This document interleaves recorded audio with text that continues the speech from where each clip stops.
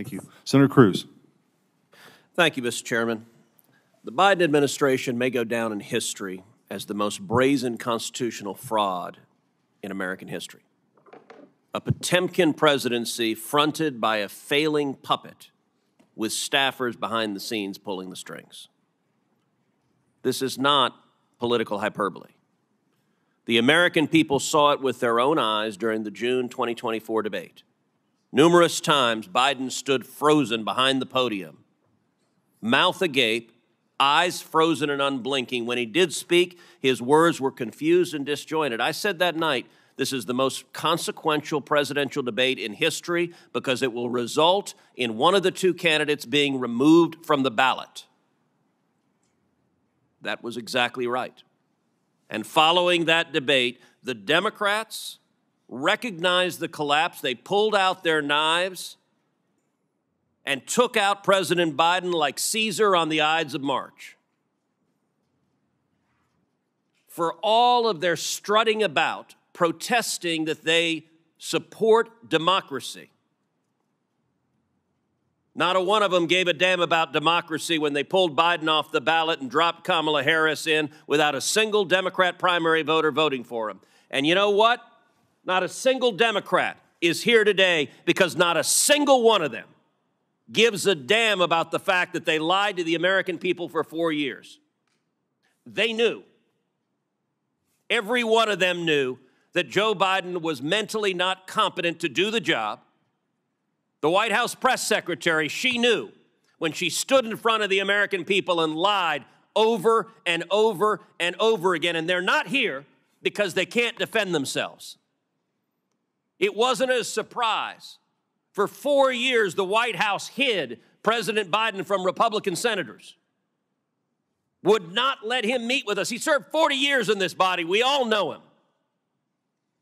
And they deliberately lied. And by the way, Jake Tapper had a bombshell book exposing the incredible scandal that Biden's mental decline was covered up by Jake Tapper. There's a Yiddish word, chutzpah. And that truly is chutzpah. How dare we lie and cover up what we all knew? Now, I have been asked literally 1,000 times by Texans, who was running the country? And I'm going to give you the most terrifying answer. I don't know. I genuinely don't know. And not a single Democrat here cares. The most telling proof of Biden's decline came with the signature of the president, the symbol of executive authority that was outsourced to a machine. Mr. Wold, you're a lawyer who served in the White House counsel's office. You understand the gravity of presidential action.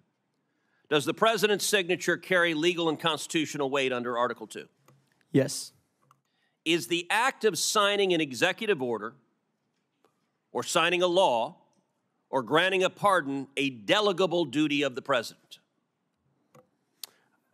So in that opinion in 2005 from OLC, they said essentially that an Autopen could be used by a subordinate, but the president's determination as to sign the document can never be delegated. Can that authority be transferred to a staffer or a machine without the president's explicit authorization? Never. And if you look at the statistics are stunning. In 2021, President Biden issued 78 executive orders. None were signed with an Autopen. That first year of the presidency, Biden, I suppose, was relatively lucid, and 78 executive orders he signed by hand. The second year, however, we see the Autopen emerge. The first Autopen executive order was issued on July 15th, 2022. After that day, 100% of the executive orders issued in 2022 were signed by an Autopen. In 2023, Biden issued 24 executive orders. 16 were Autopenned. In 2024, Biden issued 19. 14 were Autopenned. In 2025, Biden issued 14 executive orders. Every single one was Autopenned. Mr. Wald, let me ask you as a legal matter, if there's a law that's passed both houses of Congress and it goes to the White House, and a staffer auto-pens signing that law without the president's authorization, is that law legally passed and signed into law? No.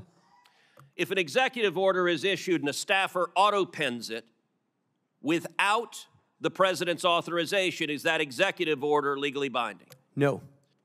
And if a pardon is issued from the President of the United States and a staffer auto-pens it without the president's authorization, is that pardon legally binding? No. Under the Biden White House, the ceremonial song, Hail to the Chief, was effectively replaced with Hail to the Pen. And it was an outright assault on democracy. And every reporter covering this ought to ask, why doesn't a Democrat care? We heard about the moral responsibilities of a staffer. How about an elected senator who knows damn well that if we get into a war and Iran is preparing to fire a nuclear weapon at the United States, that the commander-in-chief is busy playing with his Jell-O and is not competent to defend ourselves? And every member of the cabinet, the chief of staff, the press secretary, and the members of Congress who lied about this on a daily basis with the press's complicity, they are all responsible for subverting democracy. Senator Cornyn.